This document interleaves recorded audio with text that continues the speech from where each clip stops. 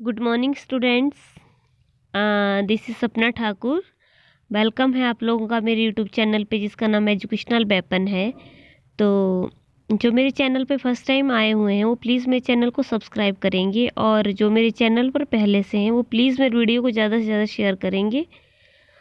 तो आज मैं आप लोगों के लिए हिस्ट्री के क्वेश्चंस लेकर के आई हूँ, जो कि आपके लिए ये जो आने वाले एग्ज़ाम है आपके यूपी टेट के हैं, जैसे सी टेट के हैं या कोई सा भी एग्ज़ाम है, उनको क्लियर करने में आपकी काफ़ी हेल्प करेगा।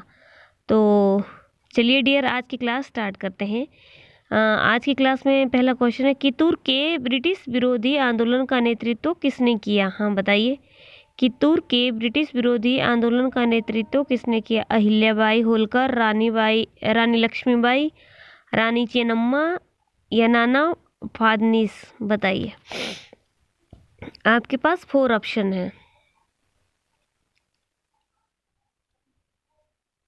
हाँ, तो कितूर के में जो ब्रिटिश विरोधी आंदोलन का नेतृत्व था वो किसने किया था? वो रानी चेन्नम्मा ने किया था। हाँ, very good, very nice dear.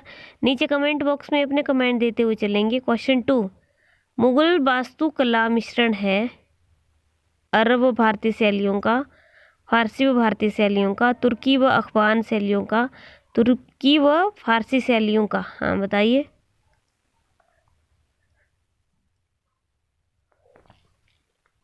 Mughal वास्तुकला किसका मिश्रण है? बताओ।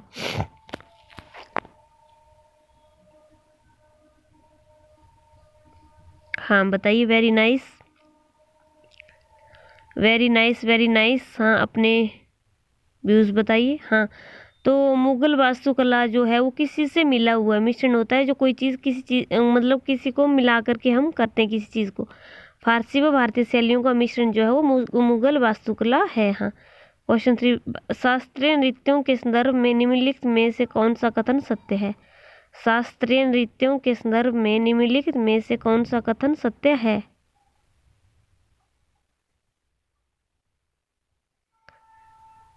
हाँ, यह लोक नृत्यों से सदा श्रेष्ठ होते हैं। शास्त्रीय नृत्यों के 8 मान्य रूप हैं। कथकली कथक शैली का शास्त्रीय रूप है। कथक शैली को शास्त्रीय नृत्य के रूप में मान्यता केवल स्वतंत्रता प्राप्ति के पश्चात मिली है। हाँ बताइए। क्वेश्चन 3,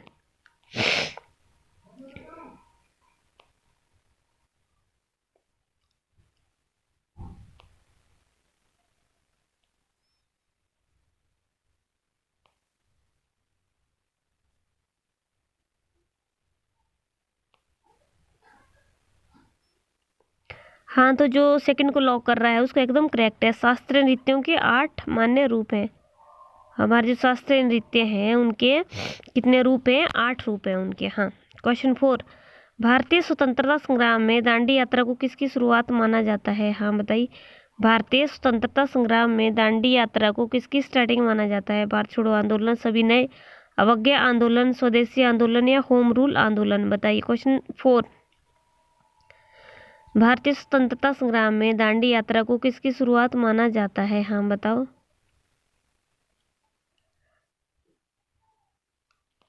यस, भारत छोड़ो आंदोलन, सविनय अवज्ञा आंदोलन, स्वदेशी आंदोलन या होम रूल आंदोलन? यस, हाँ बताइए।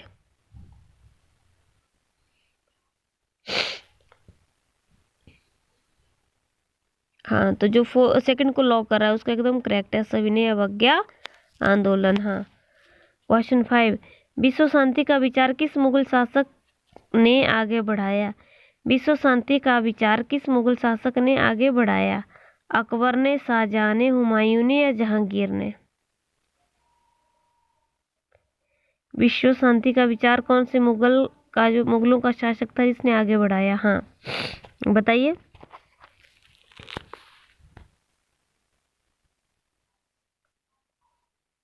हाँ, तो जो 1 को लॉक कर रहे हैं उनका एकदम करेक्ट है। किसने बढ़ाया? कि विश्व में, पूरे संसार में शांति होनी चाहिए। वो कौन से मुगल शासक थे? वो अकबर थे। हाँ, अकबर ने जो है वो विश्व शांति का विचार आगे बढ़ाया था। हाँ। क्वेश्चन 6, खालसा की स्थापना करने वाले निम्न में से कौन थे? बताइए। खालसा की स्थापना करने वाले निम्न में से कौन थे? गुरु नानक देव, गुरु अंगद देव, गुरु गोविंद सिंह, गुरु तेग बहादुर? यस बताइए। खालसा की स्थापना करने वाले निम्न में से कौन थे? यस, उसने खालसा की स्थापना की थी, वो कौन थे बताइए? Very nice. हाँ, जो क्वेश्चन 3, नहीं नहीं सॉरी, जो 3 को लॉक कर रहा है उसका एकदम करेक्ट है। खालसा की स्थापना किसने की थी? गुरु गोविंद सिंह ने खालसा की स्थापना की थी। हाँ। क्वेश्चन 7, जब एक देश पर दूसरे देश के दबदबे से राजनीतिक, आर्थिक, सामाजिक और सांस्कृतिक बदलाव आते हैं तो इस प्रक्रिया को हम क्या कहते हैं? जब एक देश पर दूसरे देश के दबदबे से राजनीतिक, आर्थिक, सामाजिक और सांस्कृतिक बदलाव आते हैं तो इस प्रक्रिया को हम क्या कहते हैं? महासंघ, व्यापारिक औपनिवेशीकरण या पुनर्जागरण? बताइए।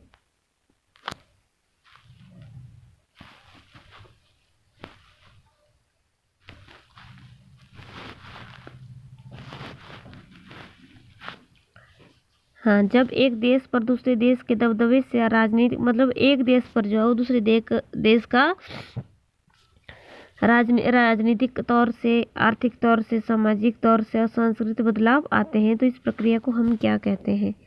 महासंघ, औपनिवेशीकरण या व्यापारिक या पुनर्जागरण? बताओ। क्वेश्चन 7,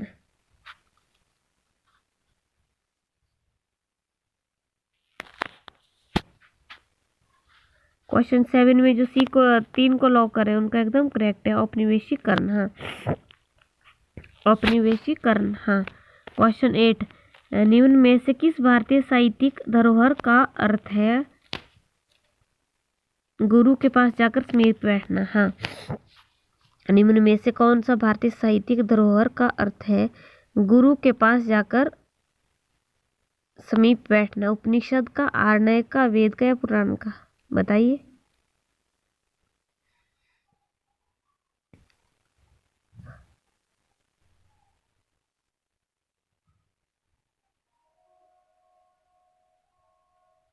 हाँ, तो जो क्वेश्चन 8 का जो 1 को लॉक कर रहे हैं उनका एकदम करेक्ट है। उपनिषद में क्या कहा गया है कि हमारी जो साहित्यिक धरोहर का अर्थ का क्या है? गुरु के पास जाकर समीप बैठना है। क्वेश्चन 9, किस काल में कर प्रथा का विशिष्ट महत्व था? हड़प्पा सभ्यता, महाजनपद, वैदिक काल या गुप्त? बताइए, किस काल में कर प्रथा का विशिष्ट महत्व था?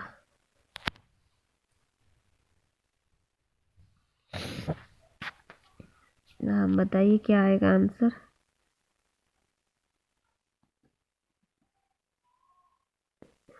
हाँ, तो जो 9 का जो सी को लॉक कर 3 को लॉक कर रहे हैं उनका एकदम करेक्ट है। हाँ, उनका एकदम करेक्ट है। क्वेश्चन 10, सूफी संतों के मकबरे को क्या कहा जाता है? ईदगाह, इबादतगाह, खानकाह या दरगाह? बताइए, सूफी संतों के मकबरे को क्या कहा जाता है?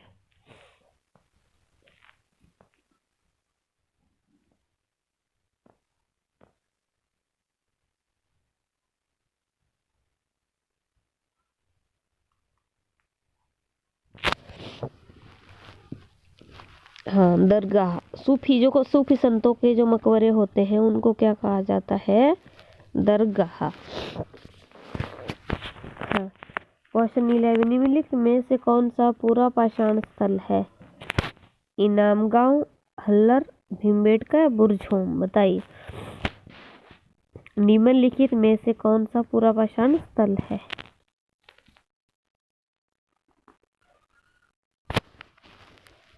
भीमबेटका।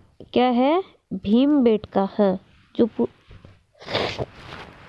पूरा पाषाण स्थल जो है वो क्या है? भीमबेटका। हाँ। क्वेश्चन 12, मौर्य शासक अशोक द्वारा लड़ी गई लड़ाई का स्थल कलिंग वर्तमान में कहाँ है? बताओ।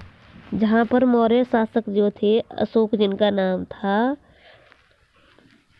उन्होंने कलिंग का युद्ध लड़ा था।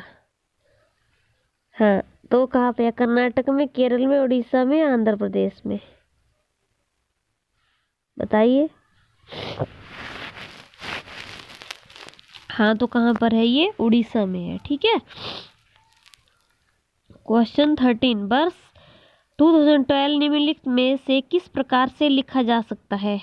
BD 2012, AD 2012, EC 2012, AP 2012। बताइए वर्ष 2012 निम्नलिखित में से किस प्रकार लिखा जा सकता है? हाँ बताओ।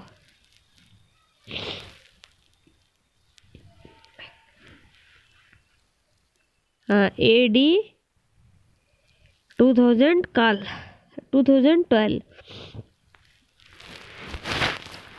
पुरातत्वविदों के अनुसार पुरापाषाण काल में उद्योग स्थल थे कौन थे? वे स्थान जहाँ भोजन एकत्र करते थे, वे स्थान जहाँ पत्थर पाए जाते थे और मनुष्य औजार बनाते थे, वे स्थान जहाँ जानवरों की खाल से कपड़े बनते थे, वे उखाड़ जहाँ चित्रकारी की गई थी।